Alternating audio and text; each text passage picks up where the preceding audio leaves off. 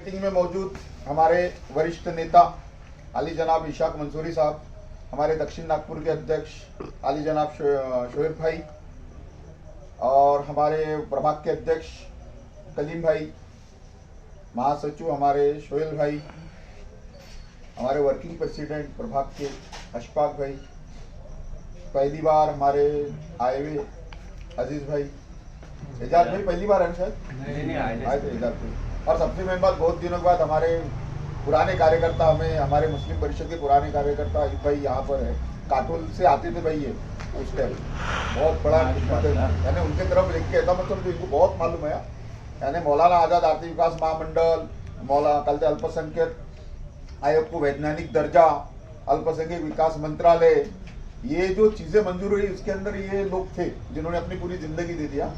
तो ऐसे लोगों के अंदर है भी है भैया। अब चाय थोड़ा सा मेरा खत्म होने के बाद करना। हाँ, तो एक बात मैं बताना चाहता हूं कि मोर्चा क्यों जरूरी है। अभी आपने पेपर में पढ़ा होगा कि देवेंद्र फडणवीस ने बॉम्बे में एक मीटिंग लिया और उसने कल बहुत सारी उसके अंदर घोषणा किया जो मंत्रिमंडल में मंजूर हुई। उसमें करीब करीब 350 करोड़ कोराडी को दिए गए।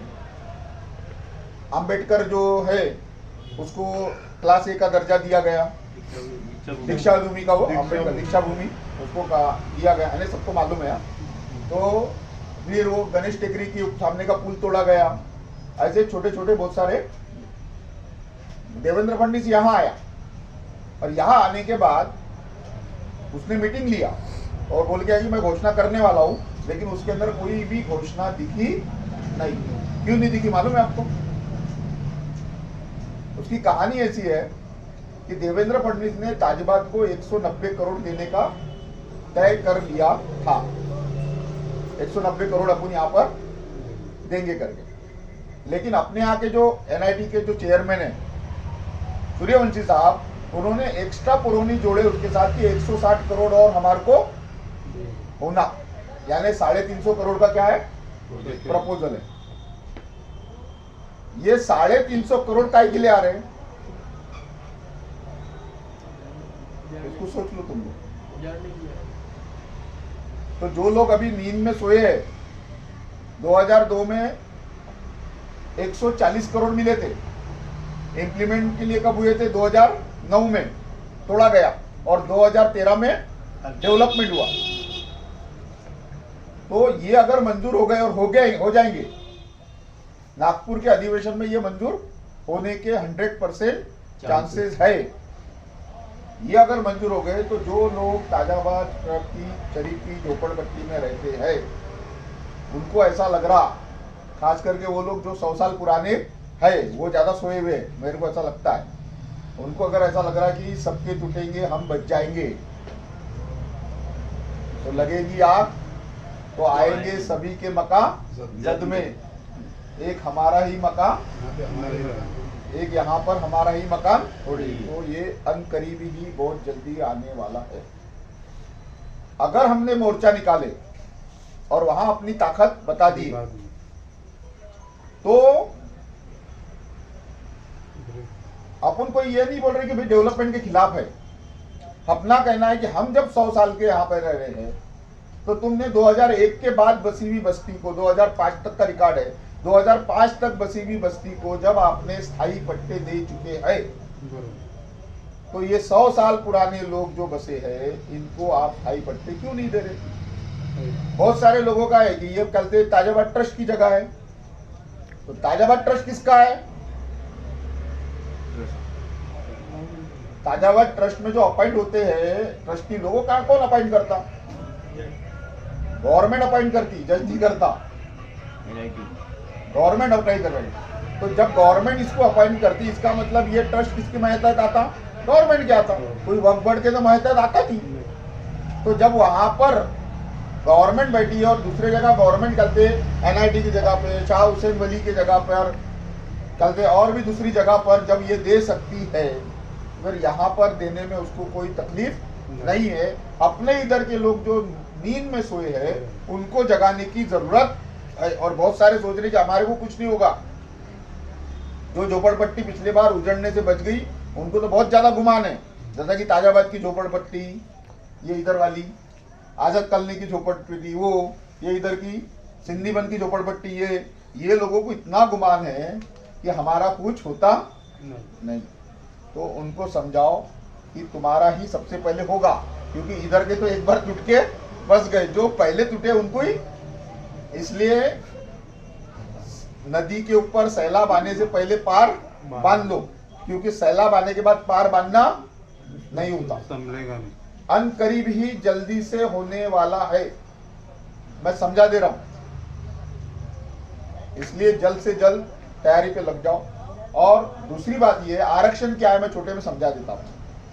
अभी पुलिस की भर्ती निकली है महाराष्ट्र में, अभी जो पहला निकला है फेयर, उसके अंदर पुलिस की भर्ती कितनी निकली है पता है आपको? कितना होने वाले? वैसे तो 70,000 75,000 की घोषणा हो रही, 7,000 की घोषणा हो रही, लेकिन पहले चक्र में पुलिस के अंदर जो लोग अपॉइंट होने वाले हैं उनकी तादाद है 1813। कितनी है? 1813। और वो 1813 में के लिए कितने लोगों ने फॉर्म भरे?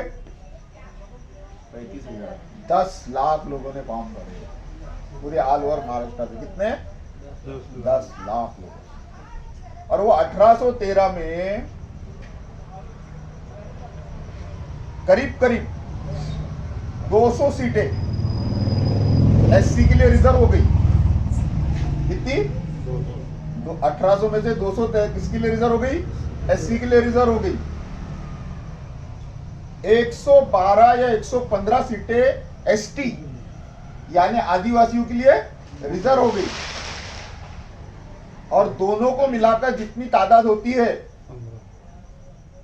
वो 350 के 325 के करीब जो जगह है वो ओबीसी के लिए रिजर्व हो गई।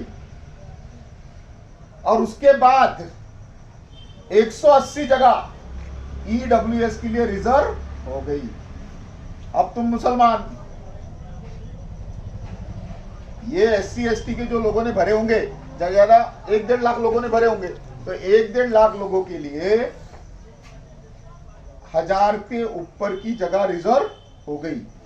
अब हम मुसलमानों को, जिन्होंने ज्यादा 50,000 फॉर्म भरे होंगे, उनको 8.5 लाख लोगों से लड़ना है, टाइम में कंपटीशन करना है। कितने? 50 वर्सेस 8.5 लाख। और पेपर देना है मराठी में। काय में देना है? मराठी में, क्योंकि महाराष्ट्र है मराठी, जो हमारे को आती नहीं। तो बताओ नंबर लगेगा कैसा? लग सकता क्या? नहीं, बिल्कुल नहीं लग सकता। अरे मुश्किल से एक आदमी मराठवाड़ा का, इधर का गांव का, हमारे तरीका आया, एक आदमी जिसको मराठी है उसका लग गया, बाकी का नंबर। लेकिन अगर रिजर्वेशन मंजूर हो गया तुम्हारा 5% अभी, तो 1800 में से करीब करीब 90 से 92 लोगों को नौकरी तुम्हारी है। इसको बोलते आरक्षण, जिसकी हम लड़ाई लड़ रहे हैं। और ये आरक्षण नौकरी में नहीं है, ये आरक्षण मेडिकल की जो सीटें निकल रही, यहाँ पर कितनी सीटें निकल रही मालूम है आपको? 400 सीटें मेडिकल की, एमबीबीएस की, पूरे नागपुर में। 400 सीटों में से 5% पकड़े तो कम से कम 20 सीटें हमारी रिजर्व होनी चाहिए। अभी पूरे ओपन में हमारे बच्चे इस साल लगे सिर्फ 9 एमबीबीएस में। कितने लगे? 9। बाकी जो लगे बच्चे दिख रहे वो कहते मैनेजमेंट कैसे, इनके बाप रईस है, उन्होंने पैसा भर के मैनेजमेंट कोटे चाहे, बाकी 9 के ऊपर बच्चे, तो 11 बच्चे का सिर्फ काय में एमबीबीएस में नुकसान। उससे ज्यादा सीटें रहती बीएमएस में, उसमें नुकसान, फिर डेंटल में नुकसान, बीएचएमएस में नुकसान, यानी करीब करीब कितने बच्चों का नुकसान हो रहा है ये सोचो। अभी जो 3 बड़े कॉलेज है हमारे यहाँ, उन बड़े कॉलेज है इंजीनियरिंग के, पहले नंबर पे रामदेव बाबा, दूसरे पे वाईसीसी और तीसरे पे रायसोनी, और चौथे पे वो है कौन था? NIT college, Nagpur institute of technology, जिसको विश्वेश्वरैया बिहार से क्या बोलते थे? Visvesvaraya institute of technology, BRC बोलते थे शायद ना, बीआरसी। ये 4 कॉलेज में अभी फिलहाल कोटे में हमारे बच्चों के हालात बहुत ही ज्यादा खराब है। अगर रिजर्वेशन हो जाता तो हर एक इसमें कम से कम 20-20 बच्चे भी अगर पकड़ ले तो 80 के ऊपर बच्चे हमारे इंजीनियरिंग में जाते। इसको बोलते रिजर्वेशन।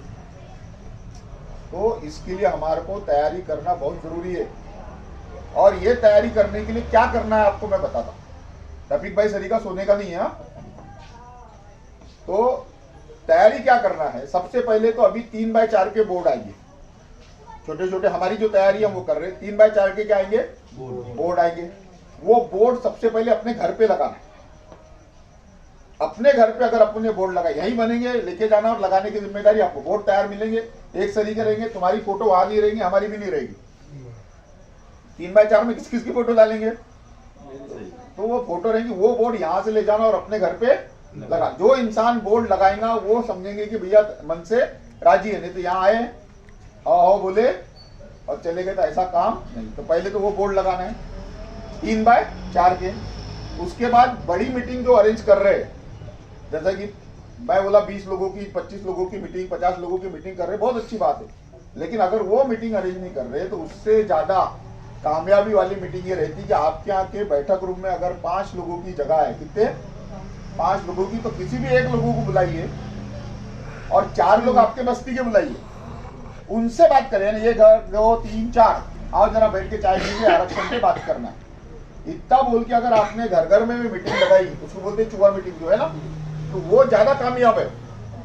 क्योंकि ताजाबाद शरीफ से हमारे को 1,500 लोग ले जाना है। कितने, 1,500 लोगों के लिए फर्स्ट स्टेप में हम 100 ऑटो यहाँ लगाने वाले। कितने, सिर्फ औरतों के लिए। किसके लिए, ऑटो में सिर्फ लेडीज जाएंगी, तो 100 ऑटो के हमारे को नाम नंबर चाहिए। आप अपने अपने मोहल्ले के जो लोग हैं, किसी के गलते लेडीज के पास अगर ऑटो, ड्राइवर के पास ऑटो है तो वो उसके लेडीज को ले ले। ऑटो यहाँ पर नाम और नंबर के साथ अपने को ऑटो लगाना है। 100 ऑटो यहाँ से निकलेंगे। अगर ज्यादा लगते हैं, लेडीज ज्यादा हो जाती तो ज्यादा भी ऑटो अपन लगाने को तैयार, लेकिन 100 ऑटो की अपनी तैयारी है। यहाँ से अपन करीब करीब 1 बजे निकलेंगे। कितने बजे, 1 बजे निकलेंगे। आधे घंटे में वहां पहुंच जाते। 2-2:30 बजे, 2:30 से 3 बजे अपना वहां से क्या निकलेगा, मोर्चा निकलेगा। 1 घंटे में वहां पहुंचेगा केपी ग्राउंड। 3:30 से केपी ग्राउंड से पहले ही पहुंच जाते अपन वहां पे। 3:30 बजे पहुंचेगा। आधा घंटा का वहां पे भाषण होगा मेन, क्योंकि वहां ज्यादा टाइम देते नहीं वो। और 4 बजे 4:30 बजे अपना मामला खत्म, वहां से निकले 5 बजे अपन करेंगे। 4 घंटे हमारे को देना है। 1 बजे से पहले खाना खा लेना है, पानी वानी का इंतजाम वहां पे रहेगा। जो भी होगा वो उधर वाले करेंगे, अपने को करना नहीं। लेकिन सबसे ज्यादा जरूरी क्या है, लोगों में जागृति लाना। छोटी छोटी मीटिंग, और इसके अंदर रिजर्वेशन के अंदर पढ़े लिखे जो बेरोजगार बच्चे जो 8,000, 10,000, 12,000 में नौकरियां कर रहे, ग्रेजुएट लड़के 12,000 में नौकरी कर रहे। बहुत ज्यादा अगर हो गया उसको 2-3 साल तो 15,000 मिलते। सरकारी नौकरी अगर लगी तो शुरुआत 80,000 से होती। कितने से, 80,000। हमारे अब्बा 1970 में लगे थे, उनके इंतकाल के बाद हमारे अम्मी को पेंशन मिलती 34,000। कितनी, हमारे अम्मी को 34,000 पेंशन। यानी सोचो अब्बा का पेमेंट कितना जाता आज के, तो 80,000 से शुरुआत होती। 7 पे कमीशन लग गया। जो SBI में जो कल से अपना जो रहता ना, बैंक में जो चपरासी रहता, जिसको अपन अबे तेबे बोलते, उसका पेमेंट 60,000 है। हाँ, अपन बोल हमें कि हाँ, अपन उसको बोल भी देते, वो बेचारा सफेद कपड़े हाउजी बोल गया, लेकिन 60,000 महीने के लेता। तो इसको बोलते आरक्षण की तैयारी। बेरोजगार लड़कों को समझाओ, पढ़े लिखे बहुत सारे बेरोजगार लड़के जो 12वीं कर चुके हैं। रिजर्वेशन से एक और फायदा है, मुद्रा के अंदर हमारे को लोन नहीं मिलता। अगर 5% रिजर्वेशन आ जाए तो मुद्रा के अंदर हमारे को झक मार के बुलाकर देंगे। कौन, लोन के लिए। पूरे नागपुर शहर में मुसलमानों के लिए एक भी कहते वसती गृह यानी हॉस्टल नहीं है। आप कहीं भी जाओ, बच्चों का सबसे बड़ा प्रॉब्लम है, अगर पढ़ने के लिए भेज भी दिए, हमारे को नहीं जाना पड़ा। गाँव के बच्चे अगर यहाँ आते या हमारे बच्चे अगर पुणे बॉम्बे जाते तो सबसे बड़ा प्रॉब्लम क्या रहता, उसको रहने का।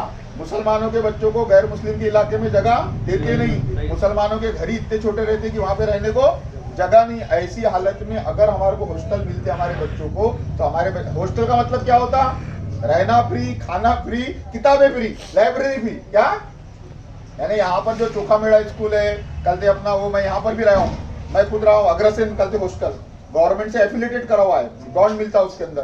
तो वो उसमें खाना रहना फ्री था। बाहर के बच्चों को कुछ पेमेंट वाले, कुछ फ्री वाले। चोखा मेड़ा हो गया, आदिवासी की हॉस्टल हो गई, इधर कलमना में जामे, ये सारे इसमें रहना, खाना और लाइब्रेरी फ्री मिलती है। ये सारे फायदे हैं, इसलिए हमारे को इसके लिए लड़ना तीसरा एक बात जो भूल गए, इसके अंदर मेन जो मुद्दे लेके जा रहे हैं, वो एक मुद्दा ये भी है कि वक्फ बोर्ड से जो 1993 में एक कल सुप्रीम कोर्ट का डिसीजन पास हुआ है, जिसमें ये बोला गया कि वक्फ बोर्ड से इमाम और मुअज्जिन को पेमेंट दिया जाए, मानधन बोला है, पेमेंट नहीं बोला, क्या बोला, मानधन दिया जाए, यानी रेम्युनरेशन, पेमेंट नहीं बोला, मानधन दिया जाए, 1993 में बोला गया, सुप्रीम कोर्ट ने बोला, और अभी तक ये गवर्नमेंट इंप्लीमेंट नहीं कर रही। ये बात इसलिए आई क्योंकि अभी 3 दिन पहले सुप्रीम कोर्ट ने दूसरा एक डिसीजन दे दिया कि 1993 में जो डिसीजन हुआ था कि वक्फ बोर्ड से पैसा किसको दिया जाए, इमाम को दिया जाए, ये अभी का सुप्रीम कोर्ट बोलता, अभी 3 दिन पहले का कल जज बोलता सुप्रीम कोर्ट का कि वो जो डिसीजन दिया गया था वो अनकॉन्स्टिट्यूशनल था, यानी संविधानिक नहीं था। अबे वक्फ बोर्ड हमारा, कमाई हमारी, गवर्नमेंट से थोड़ी मांग रहे, गवर्नमेंट से मांग रहे क्या, वक्फ बोर्ड हमारा, जगह हमारी, पैसे हमारे, हम अपने इमाम को दे रहे, तेरे को काहे के लिए दर्द हो रहा। तो इसके अंदर ये भी मुद्दा लिया जा रहा है कि इमाम और मुअज्जिन को, और कितना मिलता मालूम है, दिल्ली में इमाम को मिलते 40,000, इमाम को कितने मिलते 40,000, और मुअज्जिन को मिलते 25,000। और जो इमाम बुखारी है ना अपने शाही इमाम, उनको 2 लाख रुपए मिलते महीने के वक्फ बोर्ड से, और फतेहपुरी मस्जिद के इमाम को 1.5 लाख मिलते। तो ये कैटेगरी वाइज मिलते, जैसे कि यहाँ पे ताजबाग की मस्जिद अपने शाही इमाम साहब है, तो शाही इमाम साहब को 50,000, फिर अपने आजाद कॉलोनी के मस्जिद को 40,000, हमारे आदर्श नगर यानी जितने लोग रहेंगे उसके हिसाब से कैटेगरी वाइज मिलते। तो ये सब, लेकिन 40,000 सबसे कम पेमेंट है दिल्ली में।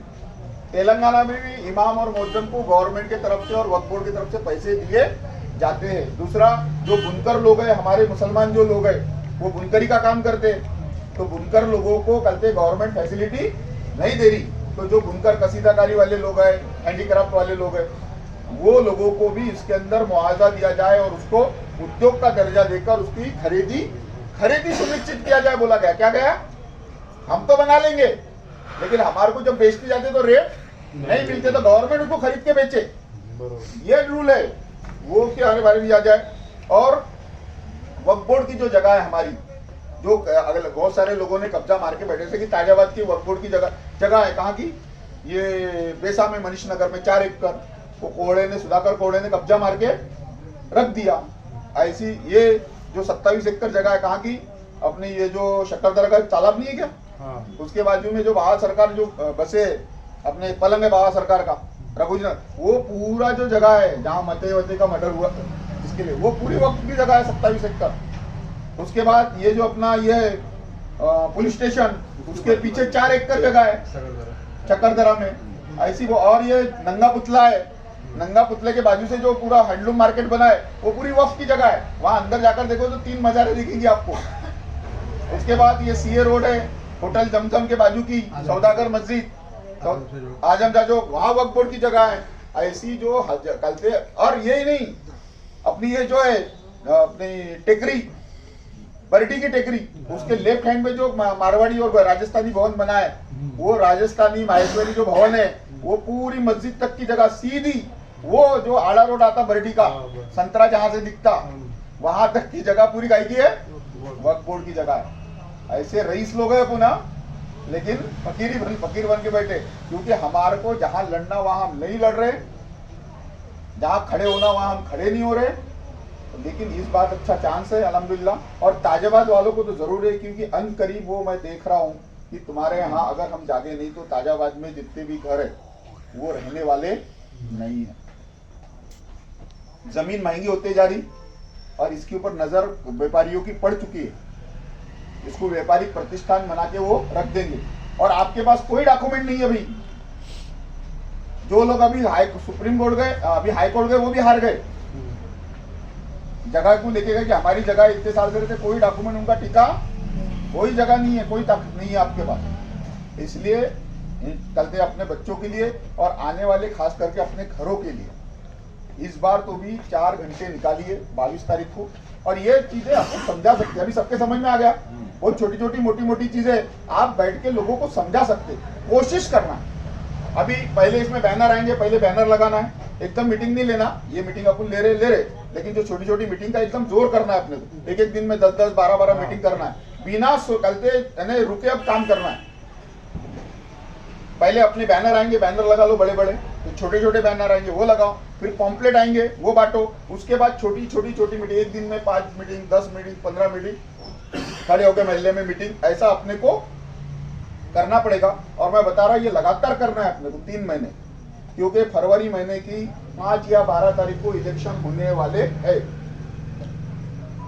3 का प्रभाग हो गया तो फरवरी के 12 को या 17 फरवरी को होने वाले, ये पक्का हो गया है, नोटिफिकेशन आ गया।